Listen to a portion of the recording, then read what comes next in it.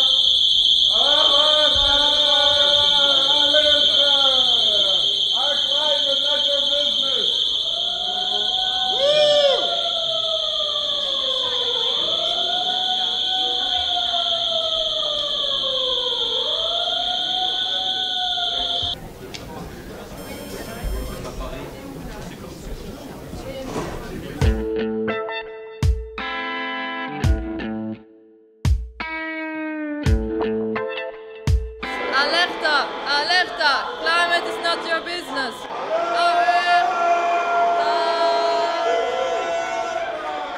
Alerta! I would also like to take this opportunity before we start, on behalf of Business Europe, to thank the sponsors of this event. Action Group Climate Alarm is disrupting the annual conference of Business Europe, a lobby group representing Europe's largest and most polluting corporations. ArcelorMittal, Daimler, the Confederation of Danish Industry, Lafarge, Arriva, BASF, Shell and Siemens, and the media partners, the Financial Times, Frankfurter Allgemeine Zeitung, European Voice, Eng Europe and the European Energy Review. Il y a une réunion de tout un tas de multinationales pour profiter du changement climatique. Leur plan à eux, c'est faire du pognon. Qu'importe ce qui va se passer derrière, qu'importe même pour leurs propres gosses, ils ont perdu la raison. Et on se rend compte qu'on a des gens comme Shell ou Areva qui sont en train de créer des pollutions irrécupérables et qui aujourd'hui, avec sourire, viennent ici dans leurs beaux costumes continuer à détruire notre planète. The European chemical industry, including BASF, recently put strong pressure on the European Commission to grant them free emission rights as well, threatening that they would otherwise relocate the factories away from the EU. The European chemical industry here has put strong pressure on the European Commission to grant them free emissions rights. No, it's false. What is true is that European chemical industry, as other energy-intensive industries, have asked some emissions rights that are, let's say, a reward for the low-carbon techniques they are promoting. I think there is a big misunderstanding on what the business is doing, on what the business wants to do and what it has achieved. After all, from Kyoto until now, it's the European industry who has made the most of the efforts. Arrêtez de filmer mon visage, s'il vous plaît. I think you should not look at these people as crazy people. This is the citizens in Europe which have probably best understood the climate challenge. These people are extremely worried. I must say that I'm also extremely worried. We had the first chance to move on environment in the 70s with the Stockholm Conference and with Dennis Meadows saying that on a planet where at that time we had 3 billion inhabitants, where we could have 6 or 9 billion inhabitants, there will be one day scarcity because it is one planet. We missed the chance in the 70s. We had a second chance around the big Rio conference. Margaret Thatcher, together with UNICEF, the defense, so the before Business Europe, were successful to kill a very precious instrument at that time, which was a European-wide energy tax, where money would have been recycled in modernizing European industry, and money would have gone to third world countries to pay for the 0.7 ODA which were promised in Rio. That occasion was missed. We know that we have maybe 5 to 8 years to solve the most dramatic problem which humankind has ever faced. The time of where profits matter most is over. The time is now to be serious about pushing technology and policies to prevent dangerous climate change. ArcelorMittal is taking a leadership position in new technologies. We are looking at a pilot project to do top gas recycling, as we call it, linked to carbon capture and storage. This is a very important project. Power industry is looking at this. This is unique for the steel industry. If we can do this, it could potentially reduce CO2 by 50%. The issue is funding. I know there's a whole debate going on in Copenhagen that we need to have a funding from developed countries to developing countries. We support that. But also we should have more funding in the developed countries, because that's where a lot of R&D and technologies are being looked at. You have to remember that business is lobbying for one thing, basically. I mean, they're there to make money. Okay, thank you. Do you think a climate crisis can help you to make a lot of money? If we have the right framework, we believe indeed that the chemical industry would make good market opportunities. So indeed we believe that if we really have a global fair system, that the chemical industry might profit from that, yes indeed. So of course ArcelorMittal is very much involved. We're working very closely with Jos in particular and his colleagues to make sure that the ETS system is a challenging, but is something that is affordable. ArcelorMittal received a huge overdoses of free CO2 emission rights, representing an estimated 1.3 billion if sold. The industry has requested free allowances, and that is indeed something that we have done because we are in a global competition. So what we want to make sure that our global competitiveness is secured. It's already enough money that we have to pay to invest that we actually deliver the requested reduction targets. But what we have focused on our political work is to ensure that we do not have to pay for the allowances, as long as we do not have a global cap and trade system.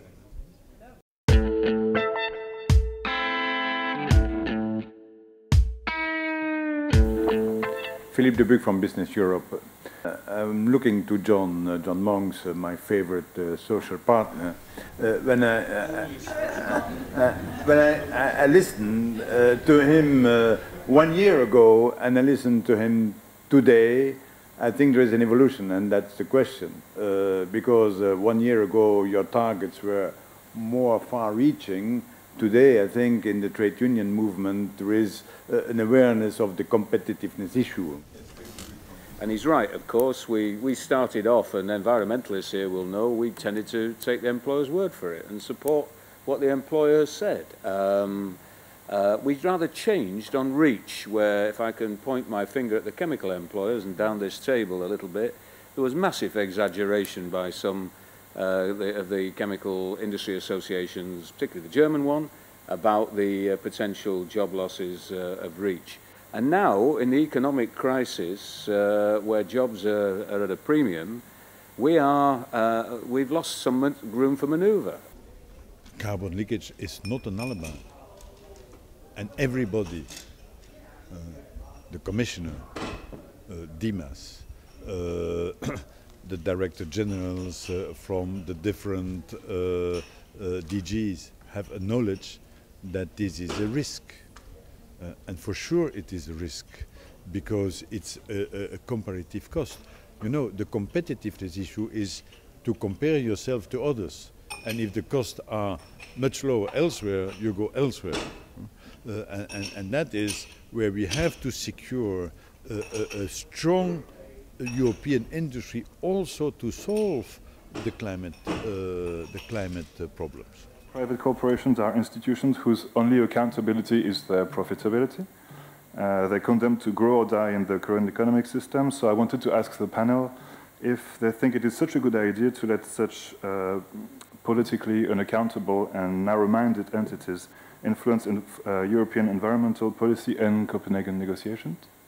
Your question about what companies are for, And I think is a very serious one, because although there are companies, and Daimler is certainly one of them, with a longer term perspectives and a good relationship with its investors, it's got quite a lot of, they've got a lot of confidence in its long term future.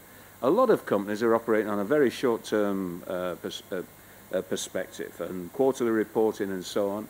I think it's too tough for many of them to go into risky green technologies. I don't think they're going to go into it at all, because they're not financially robust enough, they're not given enough space by the investment community either.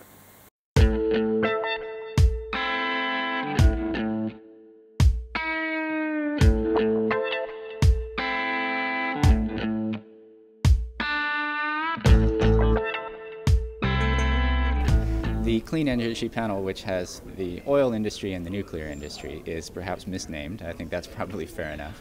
The nuclear industry is problematic. They create a technology, and they have the interest only in a technology which lots of people, including ourselves, oppose and don't think is part of the sustainable long-term solution. The oil industry is in a slightly different situation in the sense that they're so rich that they buy their way into all kinds of different kinds of activity, and they try to wallpaper over their core business, which is destroying the planet, by buying renewables industries and sort of playing with them a little bit and then tossing them off.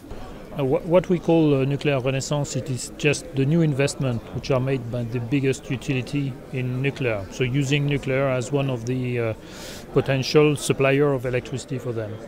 And so it's something that will restart in the future. It's already restarting in some areas of the world. And we see that the regulation has been put in place in order to allow this renaissance to come now. So in Europe, for example, the United Kingdom is very much investing in nuclear. France has already invested. Italy has changed its law in order to reinvest. There is a renaissance of nuclear. Probably you have some signs in Europe, but there is really worldwide a strong renaissance. Just give me an example. At this time, there are 50 nuclear plants being built in the world.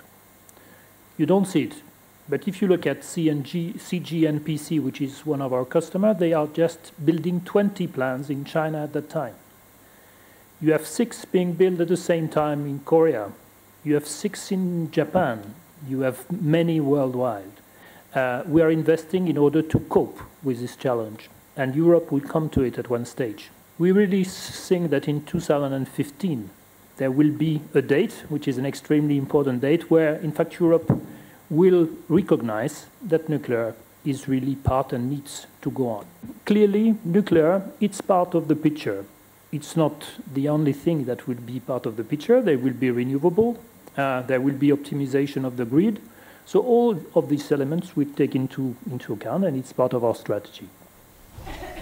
Excuse me, we've got something to sing.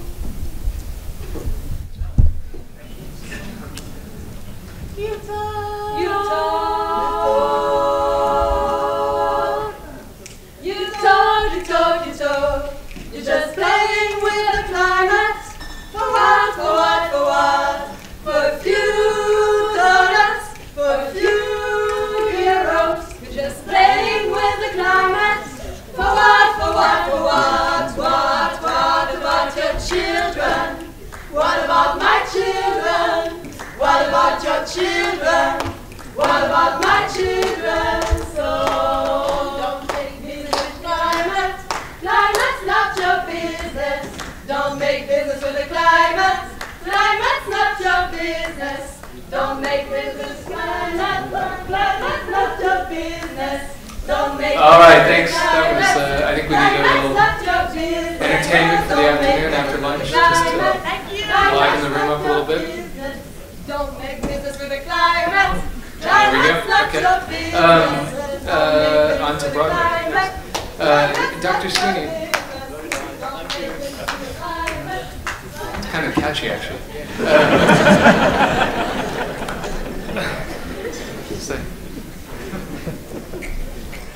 Dr. Sweeney is going to sing his response to this question. Along with nuclear, carbon capture and storage is probably one of the most controversial initiatives on the energy landscape. There are questions, I guess, about its technical feasibility and also about its costs. Is it reasonable to expect CCS, in your view, to begin to contribute to emissions reductions in 2020? Is that too optimistic? If not, how soon, realistically, can CCS begin to make a difference in your view? Thanks, Joshua. Delighted to be here. You'll be really glad I'm not singing this. At least those of you who've heard me sing will be. So I think that the CCS story is one about the potential impact of the size of the solution. So my picture is that it'll be 20 to 30% of all of the mitigation that we achieve all the way through to 2050 or so. So this is a big part of the solution, and that's why we should spend a considerable amount of time in a very detailed public-private partnership trying to deliver the solution. So the EU's been clear, up to 12 demonstration projects through to 2015 is the agenda. And I think that it should be clear that the objective of that is the delivery of a commercially deployable CCS solution by 2020. Let's have the conversation about the public-private partnership required to get them ready for that activity.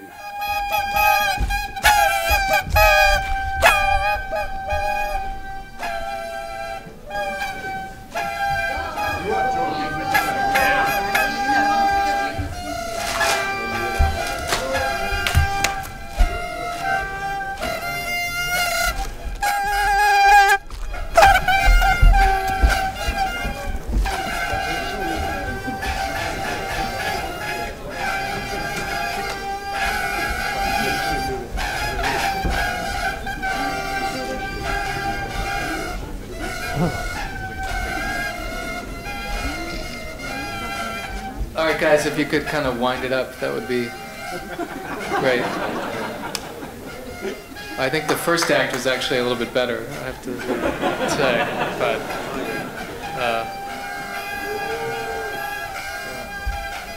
great. If we could go to the audience now for any questions. And if you could identify yourself as well, please. Yeah, I'm Simon de Sterke. I'm here on behalf of myself. Doesn't investing in CCS undermine the potential to take on climate change and the fuel depletion problem simultaneously? Because fuel depletion is estimated to be just as imminent as the catastrophic effects of climate change. The storyline around the fossil fuel projections going forward is that, as has already been suggested, there's a great deal of fossil fuel left. Many people have it as their primary resource, and I think that we should understand that, in particular, those coal resources are simply going to get used. They're going to get used by the United States, they're going to get used by China, and they're going to get used by India. So, actually, in order to resolve the issue of energy security and an appropriate response to climate change, you need the CO2 capture and storage technology to create the clean coal. It seems to me it is as straightforward as that. It is at the same time equally clear that the overall energy balance for the world requires all of the pieces that this panel has spoken about. It requires a change in demand patterns, it requires many components to the supply side, including the renewables story, and we will have to work effectively across the spectrum in order to drive this change. It's not this or that. These are ands. And if that's uncomfortable, then it's that lack of comfort we have to get used to.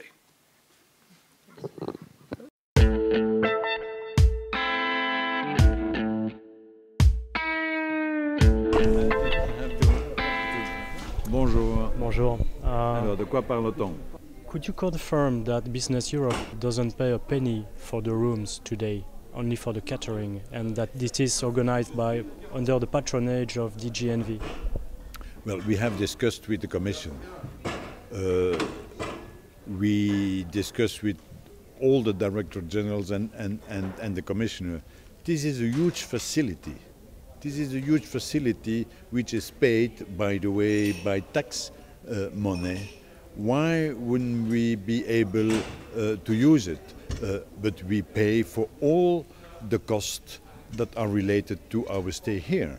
And I think that such a conference is also an important investment and brings something concrete also to the Commission. And the President of the Commission has said it very firmly. He needs also the commitment and the support of the business in order to achieve the targets also in Copenhagen. The conference today has been challenged by activists outside this morning and within the conference center in the afternoon. How do you feel about it? Well, look, I would say in a democracy that is normal. I would have preferred to have a real dialogue with them.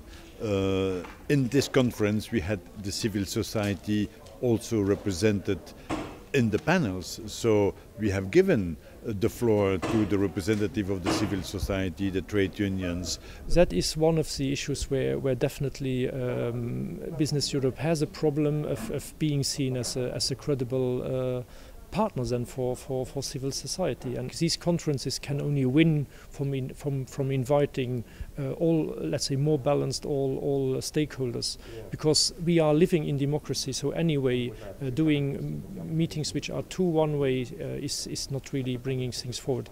If I get invited and I have the impression that I can make my point, and I think this was the case today, then I go, because it is also important to be present in these conferences. As an NGO representative, I'm quite used to being in commission processes where there'll be 34 industry representatives around the table and me. It is clear democracy cannot do the right decisions and trade-offs if there is one part of society, so the short-term interests which have much more means and power to influence policymakers than those groups like NGOs, trade unions, which promote the general interest. So we need democracy in Europe is really at risk if we are not able to solve this lobby disbalance. I went to the VIP dinner. I don't know how I got an invitation, but it was full of fancy food and fancy people. That's not the kind of thing you can do in the NGOs. But I think what we do have is a level of credibility that people recognize all the way from the person on the street up to the politicians, which means that what we say weighs a lot more heavily than any individual business lobby. They know that we represent, in WWF, for example, 5 million members around the world, and that we also represent a point of view that doesn't have the money to put on fancy dues like this, but on the other hand is a very important point of view for the politicians to be listening to. Some prominent members of your organization have done very strong lobbying to undermine climate policies at the EU level. That's not true. Of course, I'm not responsible for individual companies and what they are doing. But I can tell you, we have lobbied a lot during all that process in order to maintain the competitiveness of the European industry at the center and to have the right balance between the targets for climate policy and the competitiveness. If you touch on competitiveness, you touch also on jobs.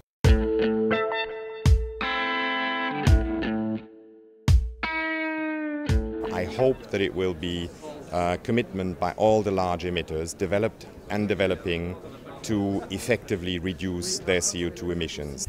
20% is not enough. We need to go to 30% and even beyond, and we have to do this quickly. One of the big issues that we have to think about is what will be the future carbon price in different regions. From Copenhagen, what we expect, the first thing is, generally speaking, this is to let all the doors open to any type of technology. The good deal in Copenhagen would be that we have a leveling playing field, that we have clear targets from all the major economies. Saying global, all countries participating in it, comprehensive, covering all sectors, ambitious, not permitting the global warming to exceed 2 degrees Celsius, and legally binding, because voluntary approaches have not been successful. So we know what the binding targets are for Europe, but we don't know what they will be for the others. I'm not sure we'll have common goals, so what I am expecting is a process. So entering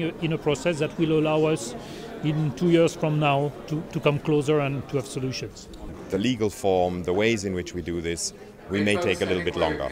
Now's the opportunity. When are we going to see the same kind of international drive towards a deal, real public concern? If they just delay, then people are going to say they just weren't taking it seriously. You have in business some responsible leaders which try to move. For example, you have a lot of movement now in the, for example, in the renewable energy. The difficulty of business is if they have to agree on a common positions, and of course it's often the least advanced position. Well, at the end of this conference, I want to thank everybody who has contributed to this success of this conference. But the most important person just arrived, and because we will listen to the President of the Commission. Mr. President, we have had a full day of discussion on a very important issue. Europe has a commitment. Europe has a system. We go for a 20% reduction of emission in 2020. After Copenhagen, I would urge you not to go too fast in the -30 target. Let us assess it all together. Let's have impact assessment. Let us see what the colleagues from other, and they are here, from other parts of the world are doing before doing that. So, Mr. President, you have the floor.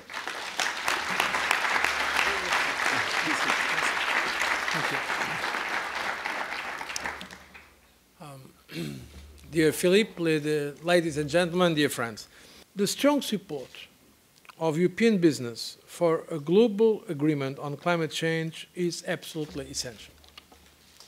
And I thank you, Philippe, and I thank Business Europe for underpinning Europe's leadership on this. Climate change seems to be happening even faster than the International Panel on Climate Change predicted only 2 years ago. 7 out of 10 natural disasters are now climate-related. More than 20 million people were displaced by such disasters in 2008 alone. But I have to say that so far, we are far from reaching the 20% energy-saving target by 2020 agreed to by all member states in 2007. Currently, we are only on track to achieve about an 11% cut in consumption by 2020. Copenhagen is important because, let's be also open about it, it represents a business opportunity.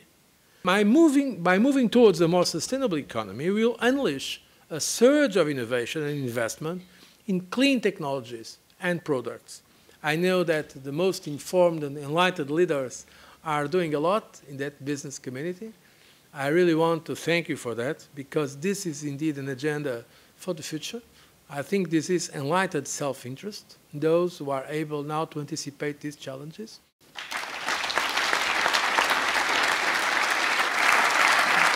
Mr. President, can I thank you very much on behalf of everyone for your vision, your passion, your frankness in spelling out the scale of the challenge, why we must meet it, how we can meet it, and how business can benefit from the opportunities it brings. That's been the focus of a lot of our discussions today. I'd like to thank all of our speakers. This debate will go on to Copenhagen and beyond, but thank you so much for giving such a rich contribution to the debate today.